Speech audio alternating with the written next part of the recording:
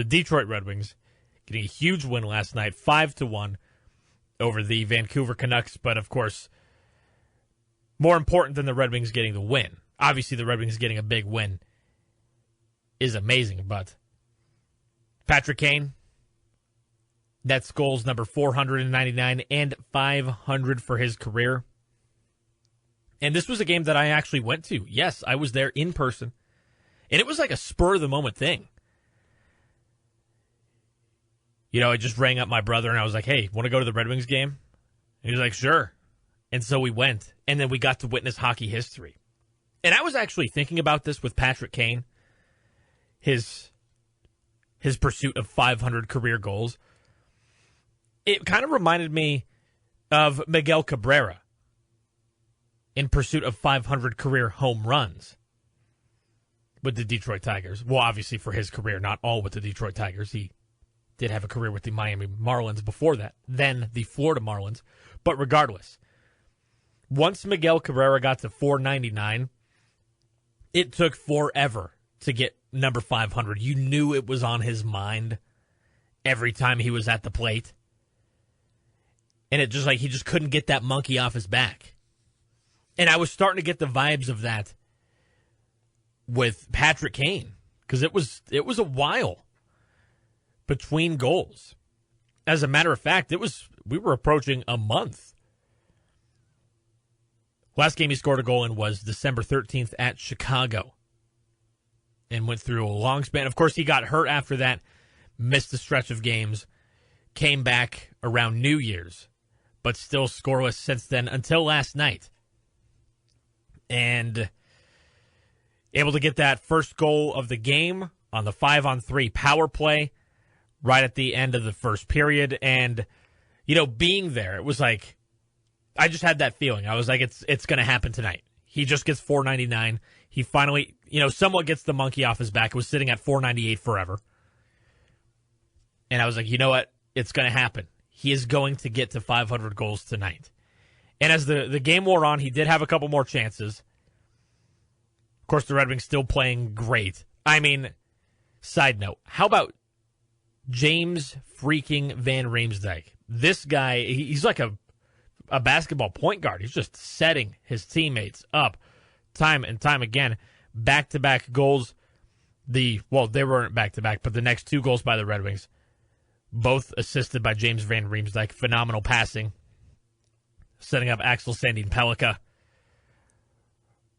for a nice snipe. And then, of course, JT Compher. A nice, like, kind of, you know, backwards pass to set up Compher right in front of the net to get that goal. Of course, the Red Wings allowing a goal in that time span against Vancouver. Jacob DeBrusk. Nice one-timer. Just quick. You know, on the power play. Just setting him up too quick for Gibson to react. But Gibson otherwise was spectacular in this game. And then, of course, going into the third period, as time wore on, I was kind of sitting there. I was talking to my brother during the game, and I was like, you know what? I really hope he doesn't get his second goal on an empty netter. You know, I think it'd be a lot cooler, obviously, if it was a regular goal. But I kind of had that feeling. Like, it's probably going to have to happen on the empty net. 2-goal lead. You know Vancouver's probably going to pull their goaltender pretty early. And sure enough, goalie gets pulled. Patrick Kane comes back out onto the ice. In between, you know, puck drops, face-offs. And everybody cheers as soon as he comes back. As soon as he hops off the bench, comes back on the ice before the face-off. Everybody knew. It's like, all right, he's got a chance. And then, sure enough, breakdown. Vancouver loses the puck in the neutral zone. Right over to Patrick Kane from Andrew Kopp. And Kane buries it. And at that point, I was like, you know what? Does he really care that it's on an empty net? I mean, probably not. Probably just wants to get it over with at this point. And it's like, it's not like they don't just count goals that you score on the empty net over your career. It's obviously he's had, you know, a number of those over his, nearly 20 years in the NHL? Getting close. But just a nice game, just a spectacular game to go to. Not only just the Red Wings playing exceptionally well. I mean, it was kind of the typical sluggish start a little bit. First 10 minutes or so, Red Wings kind of starting slow. Vancouver had some quality chances. Of course, they had a power play right off the bat, like less than 15 seconds in. They already had a penalty on the Red Wings. Had a couple great chances. Great saves by Gibson. I mean, this guy's been spectacular as of late, and this game was no exception. But after the first period, Vancouver really didn't get any more consistent quality chances. The Red Wings kind of really dominated the rest of the game. And then, of course, just icing on the cake with Patrick Kane getting goals number 499 and 500. Here's actually Patrick Kane post-game interview, his reactions to getting to 500. I'm just kind of relieved to get it over with, to be honest with you. But it's still a really cool feeling. Obviously, coming into tonight at 498 and scoring one in the first, and usually, like I said to Danielle, I don't usually play when the net's empty. So it was nice to get that opportunity when I came on the ice, just to kind of hear the crowd erupt a little bit there. It was pretty cool, and then obviously, getting the puck right away and having a chance to put it in the net for 500 was a great feeling, and nice to do it at home. Yeah, and I had that feeling, like, is he going to get to 500? Once he gets to 498, he knows it's on the horizon. And that was the one thing about Miguel Cabrera getting his 500th career home run. It did not come at home. It came in Toronto. Came on the road. Which, I mean, it was cool. They still acknowledged it there. That was his 500th career home run. But it's just not the same. If he had hit that bad boy at Comerica Park, it would have been a completely different story. But to have him get to 500 at home, I mean, it was just special. And again, just to be there on a, spur-of-the-moment decision to go to the game. Hey, got nothing better to do tonight. Want to go to the game? Basically was it. And that was my first Red Wings game of the season to go to. Been really trying to get to a game, but just really hasn't really lined up very well. My schedule and the Red Wings schedule. But I had an opportunity last night. We took it. Had a lot of fun at the game. And, I mean, the food was good. Had a couple beers. The food stand that I went to, though, this was really interesting. I ordered pierogi nachos, which I never heard of before. But this one spot that I got food at the game.